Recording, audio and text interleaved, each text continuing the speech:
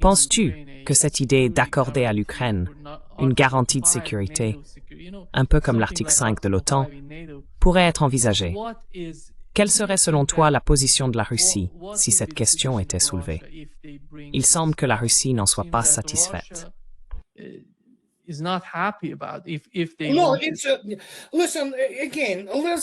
Écoutez, encore une fois, soyons très clairs, parce qu'on ne peut pas continuer à tourner autour du pot. Écoutez, Larry en a parlé hier aussi. Ils peuvent continuer à parler autant qu'ils veulent. C'est comme l'a justement dit Doug McGregor. Il parle de tarte aux pommes sans pommes. Tant que la Russie ne dit pas oui, il ne se passe rien. Point final. Ce n'est qu'une imitation d'activité. C'est Trump, comme Larry l'a écrit hier, c'est une diplomatie à la Trump, dont, bien sûr, aucun d'entre eux ne comprend quoi que ce soit. Très probablement, le département d'État ne la comprend pas. Il a été complètement vidé par les idéologues, les néoconservateurs et les va-t-en-guerre. Donc oui, les États-Unis n'ont plus de diplomatie au sens fonctionnel du terme. Elle n'existe évidemment pas non plus en Europe, parce que c'est juste un panoptique. Voilà ce que c'est. Et donc, ils peuvent discuter autant qu'ils veulent.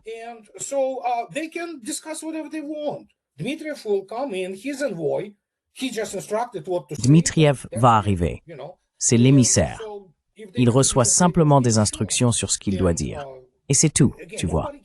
Et s'il continue à jouer à ces petits jeux, très bien. Et encore une fois, tout le monde s'en fiche.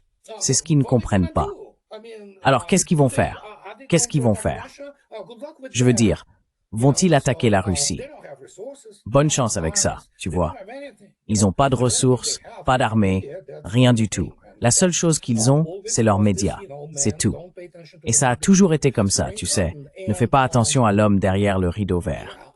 Oui, en gros, on discute de « il a dit, elle a dit », on brasse de l'air, ces faibles décibels de leur voix à propos de quelque chose de vide de sens. Je veux dire, je suis Superman, d'accord? Vas-y, réfute-moi. Je te dis que je suis Superman. Non, je suis Napoléon, tu vois. C'est comme si on parlait du célèbre pavillon numéro 6 de Tchekhov.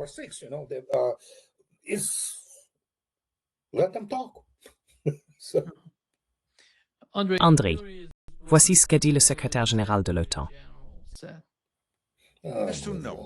Il veut s'assurer qu'après un accord de paix, s'il tente d'attaquer à nouveau l'Ukraine, la réaction sera dévastatrice.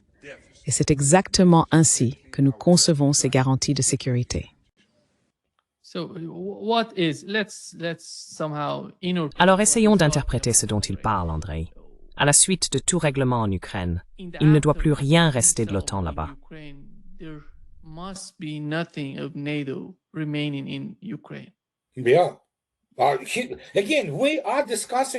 Ouais, encore une fois, on ne parle pas d'emploi. Rudy est un idiot certifié, tu sais, un idiot pathétique. Ce ne sont que des mots.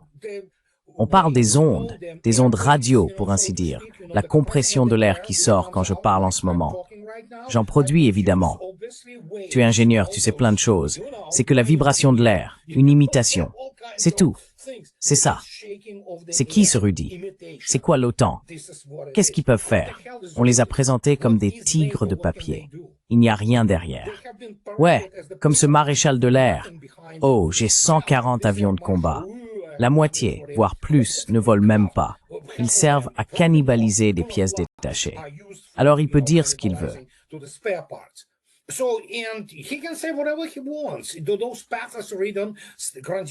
Ces déclarations grandiloquentes, pleines de pathos, c'est une réaction un peu figée. Avec quoi au juste? C'est bien là toute la question, tu vois. Avec quoi? Quoi? L'armée néerlandaise? La marine norvégienne? Oh mon Dieu, la Bundeswehr qui s'entraînait encore il y a 10 ans avec des silhouettes en carton à la place des fusils?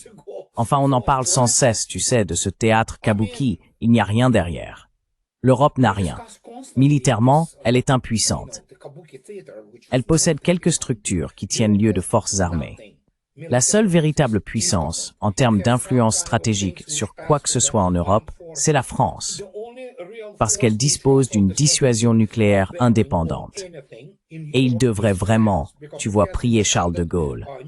Mais ils ne le feront pas, parce qu'ils détestent Charles de Gaulle, puisqu'il fut le dernier véritable héros, et tu sais, le dernier vrai Français.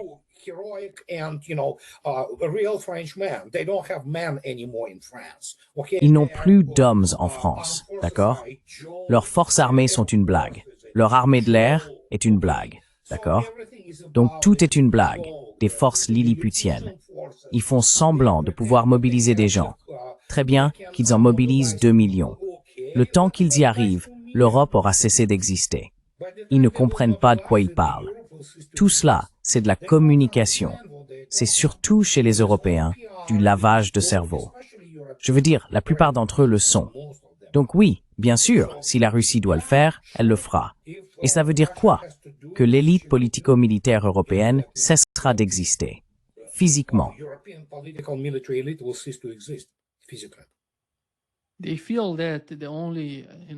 Ils estiment que le seul obstacle que l'Europe perçoit en Ukraine, c'est Donald Trump lui-même et son administration, Andrei, car nous savons que la division entre Européens et Américains s'accentue.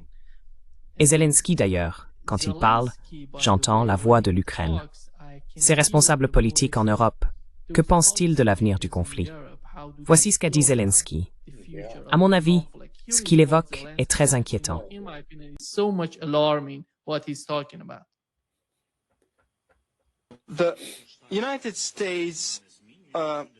Les États-Unis ont leur propre politique.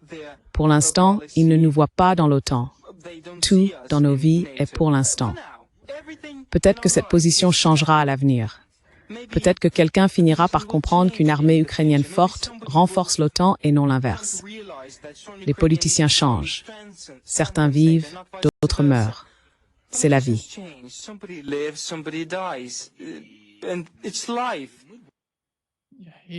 Il dit simplement qu'en 2029, Donald Trump ne sera plus là et que nous reviendrons à la même situation.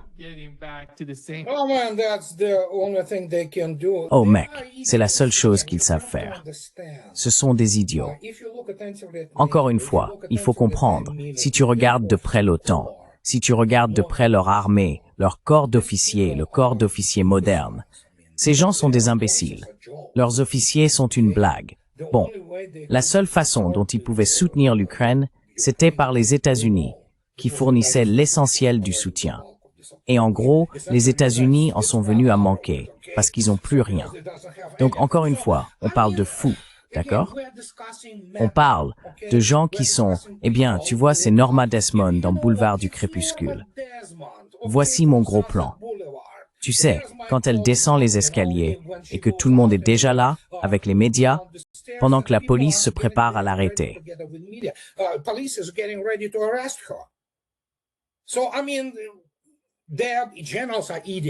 Donc, je veux dire, leurs généraux sont des idiots. Ce sont des crétins incompétents, d'accord? Ils ne comprennent pas l'équilibre des forces. Ils sont totalement incompétents. Ils sont incultes. Regardez leurs académies militaires. C'est une plaisanterie. Et qu'attendez-vous? L'effondrement de toute forme d'expertise a commencé en Europe il y a longtemps. Et maintenant, comme je l'ai déjà dit, si l'on supprime certains obstacles aujourd'hui, la France cessera d'exister comme un État normal. Elle se désintégrera. Nous savons comment elle se désintégrera. Il en va de même pour le Royaume-Uni. Ils ont tout gâché à un point tel qu'il n'y a plus de retour possible. Et militairement, encore une fois, ils ne sont rien.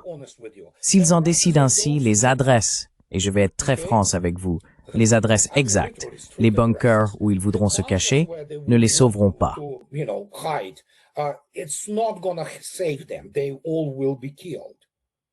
Ils vont tous se faire tuer. Ils ne comprennent pas cela, parce qu'ils n'ont jamais été confrontés à quoi que ce soit de réel dans leur vie. Ce sont tous ces types louches, issus de prétendues universités d'élite, qui n'ont jamais eu de vrai travail. Ce sont des politiciens qui ne savent faire qu'une seule chose, rester élus. Et maintenant, ils ont cette peur parfaitement justifiée de perdre leur pouvoir et leur richesse. Bien sûr, ainsi que leurs familles et leurs admirateurs. Tu sais, le genre de gens du « Oh oui, les Rothschild contrôlent le monde ». Non, c'est pas vrai. Ils ne comprennent rien à la guerre. Ils ne savent pas ce qu'est un indice composite de capacité nationale. Ils ne comprennent pas ces choses-là. Toi, tu les étudies.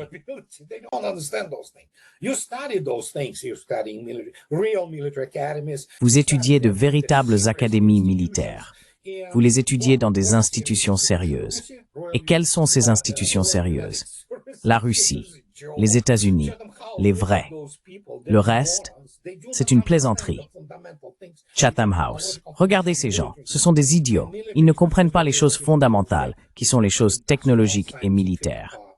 Et l'armée est la première dérivée de la puissance industrielle, scientifique et manufacturière de l'État. Alors, puis-je dire qu'ils vivent avec ça? Mais encore une fois, surtout après l'intention de Vladimir Poutine, vous savez, nous la connaissons tous. Je veux dire, rien ne peut l'arrêter si les Russes décident de les éliminer, s'ils franchissent complètement les lignes rouges. Et ils ne feront rien. Bon, hier,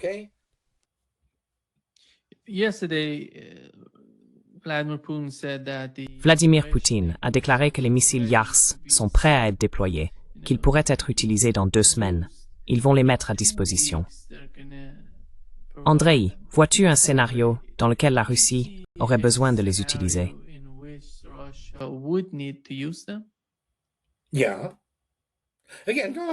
oui. Encore une fois, n'oubliez pas que la réaction est déjà en cours.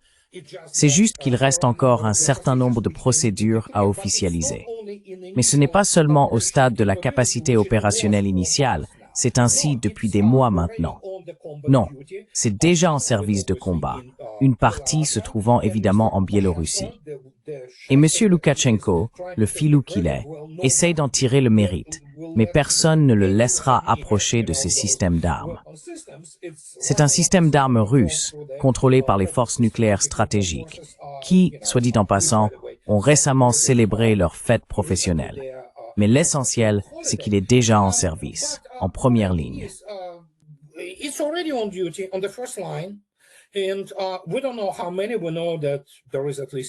Et nous ne savons pas combien. Nous savons qu'il y a au moins un régiment, au minimum. Alors, combien de lanceurs encore? Ce sont des technologies entièrement nouvelles. Donc oui, Avangard n'est qu'un parmi d'autres. Beaucoup de gens, pour une raison ou une autre, se concentrent sur Avangard. Mais il existe plusieurs autres moyens que la Russie peut utiliser sans même des ogives nucléaires. Avangard peut-être... Eh bien, vous avez vu vous-même ce qui est arrivé à Dnipro. Nous attendons toujours ces images satellites de l'OTAN qui disent « Oh, rien ne s'est passé là-bas ». Donc oui, même sans ogive nucléaire, il peut en gros pénétrer. Nous savons qu'il pénètre extrêmement profondément dans le sol.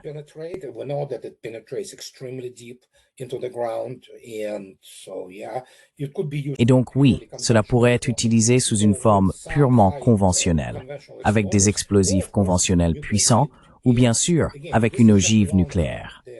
Et encore une fois, ce n'est qu'un exemple parmi d'autres. Il ne s'agit pas d'un seul système, même si chacun a son importance. Ils font partie du système plus vaste de défense russe, à la fois des capacités offensives et défensives. Et oui, la Russie exploite déjà des S-500. La Russie utilise toutes sortes de systèmes avancés. De nouveaux types d'armes sont mis en service littéralement chaque mois. Alors, n'oubliez pas, il existe d'autres moyens de faire passer le message si cela devient nécessaire. Et encore une fois, un certain nombre d'entre eux ne seront même pas dotés d'ogives nucléaires.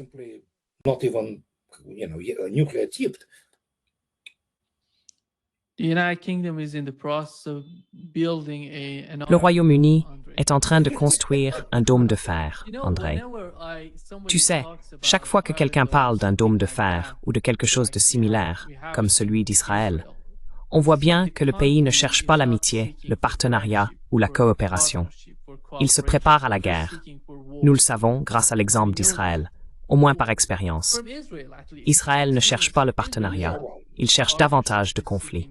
Il suffit de regarder les guerres au Moyen-Orient. Mais pour ce qui est du Royaume-Uni, pourquoi en aurait-il besoin s'il n'y a pas de guerre en Europe, s'il n'y a pas d'ennemis en Europe? Et supposons qu'ils construisent un système de défense aérienne comme le dôme de fer. Quelle efficacité cela pourrait-il vraiment avoir?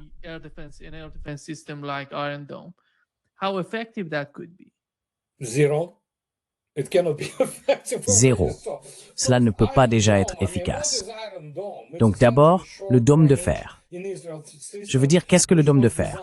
C'est essentiellement un système israélien de courte portée, conçu pour intercepter des missiles balistiques lents, enfin des missiles de type Katyusha, avec une trajectoire balistique classique. Vous savez, il est lancé, passe par la phase de propulsion, s'éteint, comme tout missile balistique, puis suit une trajectoire facilement prévisible. C'est ainsi qu'il fonctionne. Et même là, ils échouent. Je veux dire, oui, il peut probablement intercepter une roquette Katyusha à Mach 0,9, peut-être Mach 1, fabriquée à partir d'un tuyau d'eau par des groupes du type Hamas ou autres. Mais en réalité, face à la technologie moderne des missiles, c'est inutile. Il n'y a pas d'Hamas en Europe. Eh bien, ils pensent que, d'une certaine manière, oui, tout cela n'est encore qu'une imitation. Il n'existe pas un seul système, même dans un avenir prévisible, au sein de l'ensemble de l'OTAN occidentale, y compris les États-Unis, capable d'intercepter une salve de missiles supersoniques. Oubliez les hypersoniques, ils n'ont rien pour les intercepter. Et nous parlons de toutes sortes d'armes hypersoniques, allant des véhicules planants, comme l'Avant-Garde, qui peut en réalité voler, même sans ogive nucléaire d'une mégatonne. L'impact d'un seul Avant-Garde conventionnel pourrait être dévastateur, car on parle de Mach 27. Autrement dit, nous parlons évidemment d'énergie cinétique qui varie directement avec le carré de la vitesse.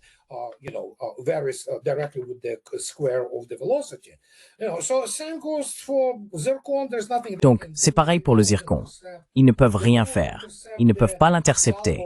Ils ne peuvent pas intercepter une salve d'armes supersoniques, les missiles Onyx, tu vois, puis le Kinzhal, et ensuite tous ces nouveaux Iskander. Je veux dire, qu'est-ce qu'ils vont faire? Avec quoi? Ils ont perdu la course aux armements. Je dis officiellement depuis 10 ans maintenant. Ils l'ont simplement perdu. Point final. Et il y a des écarts qui ne seront jamais comblés désormais, tu sais. Alors, ils peuvent déclarer ce qu'ils veulent. Encore une fois, comme je l'ai dit, je suis Superman. Non, Batman. Batman. Oui, vas-y. Essaie de me contredire. Donc, si je l'ai dit, c'est que c'est vrai.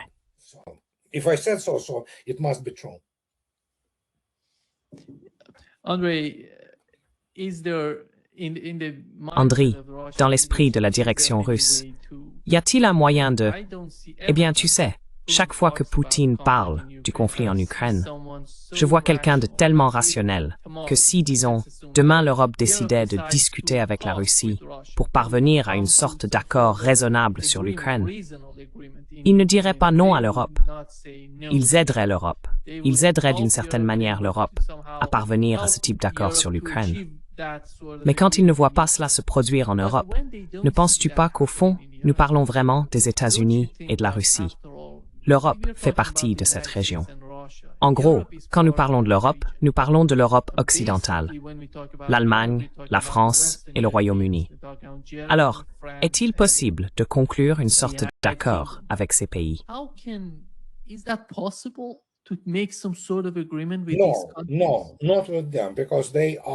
Non, pas avec eux, parce qu'ils mènent une lutte désespérée pour leur survie politique et peut-être même pour leur vie en dehors de la prison. Et Vladimir Poutine, il y a 2 jours, a déclaré « Nous sommes prêts à parler avec la future génération d'hommes politiques européens si elle apparaît. » Avec ces types-là. Franchement, il les a pratiquement traités de porcs. Alors quoi d'autre? Bon, on peut demander à M. Medvedev. Il a un vocabulaire bien plus riche pour insulter ces imbéciles, vous savez. Donc je veux dire, les Russes ne les considèrent pas comme des partenaires. Ils les voient, comme M. Lavrov l'a encore affirmé il y a 2 jours, il a proclamé la renaissance officielle du nazisme en Europe. C'est aussi simple que ça. Franchement, moi je ne suis personne. Lui, c'est le ministre des Affaires étrangères de la Russie.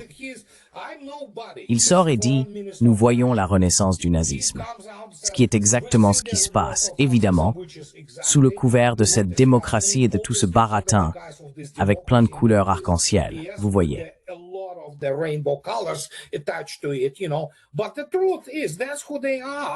Mais la vérité, c'est que c'est ce qu'ils sont. Je suis désolé. Vous savez, c'est pour cela qu'ils veulent la guerre. Comme Vladimir Poutine l'a déjà déclaré, ils auront la guerre, une vraie guerre, dont aucun d'entre eux n'a la moindre idée. Pas un seul, y compris leur armée. Ils sont pathétiques. Et voici ce qu'on leur a dit. Si vous commencez quoi que ce soit, vous êtes finis. Peut-être même que vos pays disparaîtront. Si la population européenne ne comprend pas ce qui se passe, c'est le problème de la population européenne. Ce n'est plus le problème de la Russie. Les Russes s'en moquent. L'immense majorité de la population russe déteste aujourd'hui l'Europe. Elle déteste l'Occident uni. Si ces gens ne comprennent pas qu'ils parlent d'une superpuissance nucléaire capable de les anéantir en 15 minutes, ces gens sont stupides. Ils sont ignorants.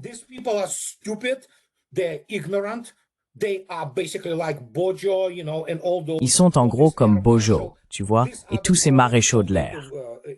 Ce sont les produits d'un système éducatif qui ne produit pratiquement rien. Ce sont des usines à diplômes qui fabriquent des gens comme les bons vieux garçons qui ne savent rien, vraiment rien. Que veux-tu que je dise? On tourne en rond, on revient à la case départ. Si l'Europe ne veut pas former une nouvelle génération ou un nouveau type d'homme politique, c'est le problème de l'Europe. Tu sais, il fut un temps où l'Union soviétique se souciait de son image à l'étranger, parce qu'elle suivait, pour ainsi dire, une certaine ligne idéologique ou un dogme. Les Russes, aujourd'hui, se moquent complètement de la façon dont les Européens les perçoivent.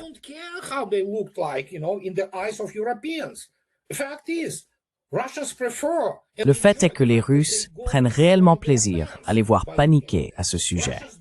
Les Russes n'ont pas besoin de leur amour. C'est ce que les gens ne comprennent pas. Le bouleversement tectonique a déjà eu lieu, et c'est tout l'enjeu.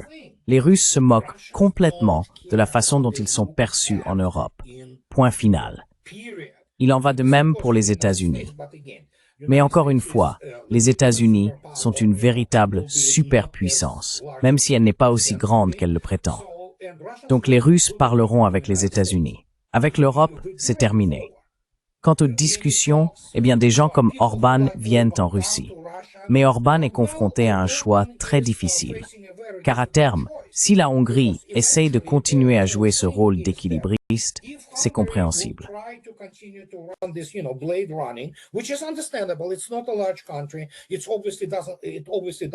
Ce n'est pas un grand pays.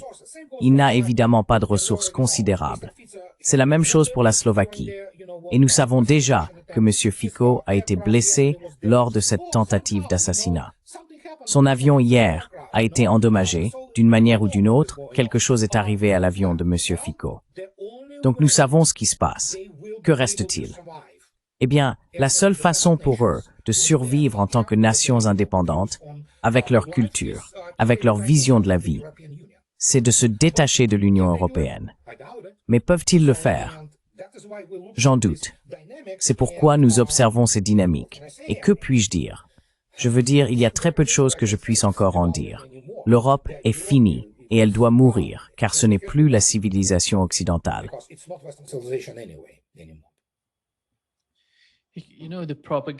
Tu sais, la propagande est tellement forte en Europe, et ils ne respectent pas ceux qui ont une opinion différente sur la guerre. Par exemple, en Ukraine, nous savons ce qui arrive au colonel Jacques Pau.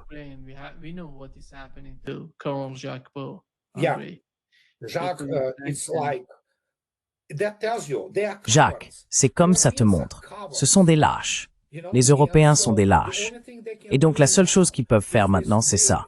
C'est le terrain de jeu satanique. Ils veulent presque légitimer la pédophilie. Regarde le Royaume-Uni, leurs médias, leur élite politique. Je veux dire, ils ont déjà légalisé la prostitution. Ils légalisent le trafic de drogue. Et ils le comptent comme une partie du PIB, le produit intérieur brut. D'accord? Donc, je veux dire, ces gens trouvent ça normal. Sauf, oh oui, nous sommes opprimés et tout ça. Eh bien, vous avez voté pour ça. Vous avez voté pour ça pendant des décennies, encore et encore. Les Français n'ont aucun droit de se plaindre, parce qu'avant 2 mandats de cet idiot de Macron, qui détruit essentiellement la nation, ce qu'il en reste, ils élisaient Hollande. D'accord? whatever is left of them. They were electing Holland, okay? The other creep, you know? L'autre type louche, tu vois, les Allemands étaient satisfaits tant que Merkel était là, qui, soit dit en passant, infestait le pays de gens parce qu'il est essentiellement de l'immigration illégale, tu vois. Et cette immigration, quoi, c'est européen? Non, ce n'est pas une immigration européenne. L'Europe va devenir, tu sais, comme le crime organisé albanais, trafic de drogue, prostitution, enlèvement d'enfants. Voilà leur avenir. Et les soupes populaires. Et ce n'est pas du genre « Oh oui, Martianov déteste l'Europe ». Non, ce n'est pas le cas. En réalité, j'adhère à ce que George Galloway a dit il y a quelques jours, parce que mon cœur saigne pour ces gens qui comprennent ce qui se passe. Mais pour la plupart, ils doivent chercher ce que signifie « man kurd ».